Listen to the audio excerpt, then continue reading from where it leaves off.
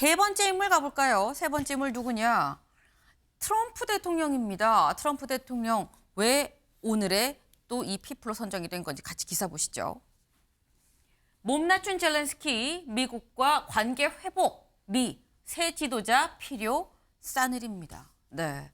이 앞서 저희가 말씀드렸죠. 우크라이나 이 젤렌스키 대통령과 이 트럼프 대통령 두 사람 정상회담을 했는데 그 과정에서 나온 얘기가 트럼프 대통령이 아니 카드도 없으면서 카드 없다는 얘기를 우크라이나 카드가 없다는 얘기를 6번을 넘게 했다고 그래요. 그러면서 우리한테 왜 고맙다는 얘기를 안 하냐라고 얘기를 했다라는 거죠. 무례하다라는 얘기를 했다라는 거예요. 그리고 백악관을 쫓겨나듯 젤렌스키 대통령 밥도 못 먹고 오찬도 취소된 상태에서 나왔는데 그 후에 젤렌스키 대통령이 자신의 SNS에 미국에 정말 감사하다라는 글을 올렸다라고는 제가 말씀을 드렸어요. 그 뒤에 또 뭐라고 얘기를 했냐. 미국이랑 관계 회복하고 싶다라는 얘기를 하고 있다는 거죠. 젤렌스키 광물협정 서명 준비됐다라고 얘기를 하고 있다라는 거예요. 면박당했지만 화해하고 싶어요라고 손을 내민 거 아니겠느냐라는 건데 근데 여기서 드는 생각이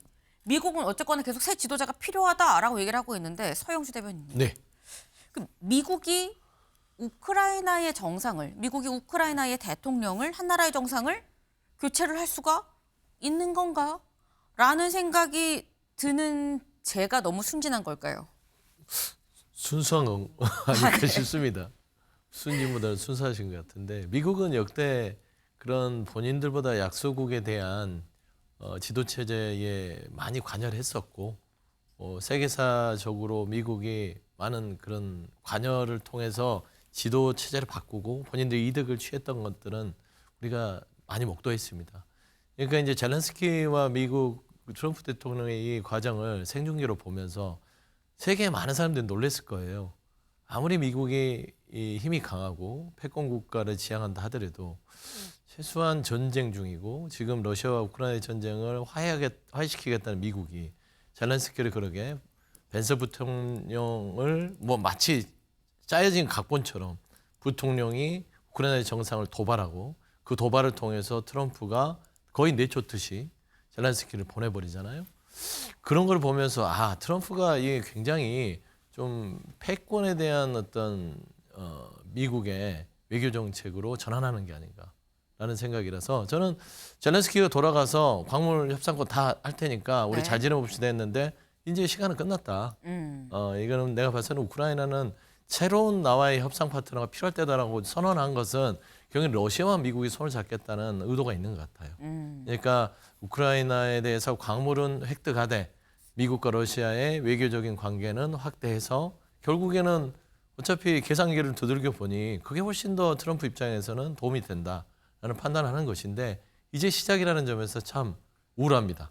이게 꼭 우크라이나만 그런 게 아니라 힘이 없는 약소국이 될 수 있는 여러 우방국, 동맹국도 특히 대한민국도 마찬가지입니다. 지금 김정은과 이 트럼프의 관계도 있는데 거기에 방위비 분담금 자체도 걸리는 대한민국도 있지 않습니까? 그래서 일단은 이 부분에 있어서 어떤 우리 남의 일이 아닌 것 같은 그런 좀 씁쓸한 모습 속에서 잘 대비하겠다 그런 생각을 가지고 있습니다. 남의 일이 아닌 것 같다라는 말씀을 하셨어요.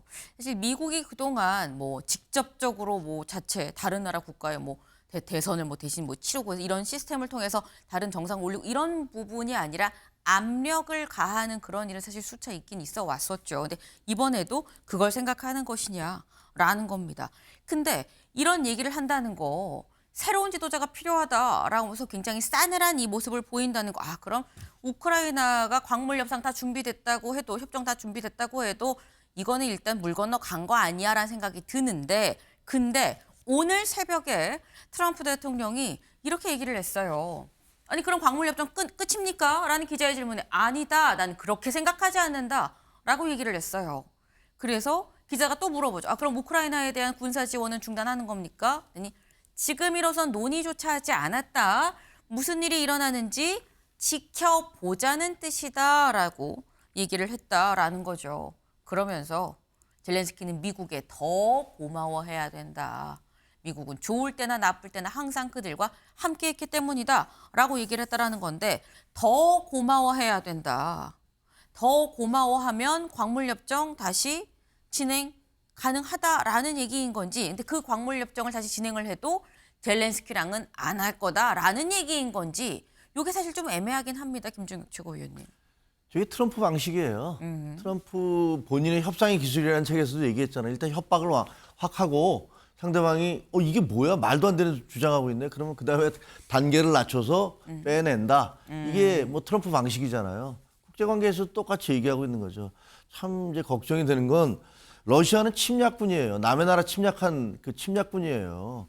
우크라이나는 그 전쟁의 그 피해자고. 네. 근데 북한도 마찬가지잖아요. 북한에 대해서도 김정은에 대해서 스마트 가이라고 그러고 뭐 거기다가 콘도를 세우고 싶다고 북한에다가 네. 뭐 이런 얘기를 하는데 우크라이나에 대해서는 야 광물 내놔. 니네 갖고 있는 광물 내놔 그러는 거고 한국에 대해서도 니네 제조업 갖고 있지 제조업 갖고 와.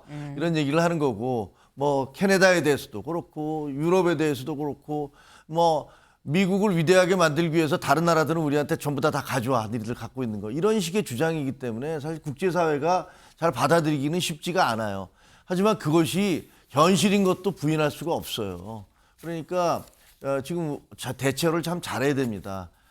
길거리에서 성조기 들고 시위한다고 그래서 미국이 우리 편 들어주는 거 아니거든요. 굉장히 냉정한 사람이고 북한에 대해서 김정은과 아마 만날 거예요. 만난 다음에 생색은 자기가 내고 경제 지원해주겠다 그러고 돈은 우리한테 달라고 그럴 거예요. 그러니까 그 부분에 대해서 우리가 어떻게 대응을 해야 될지를 준비해야 될 것이다 이런 생각이 들어요. 네.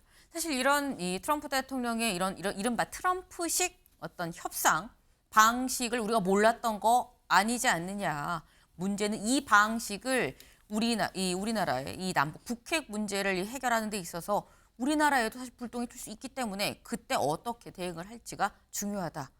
아쉽고 안타깝지만 그게 현실이다라는 말씀을 또 하셨어요.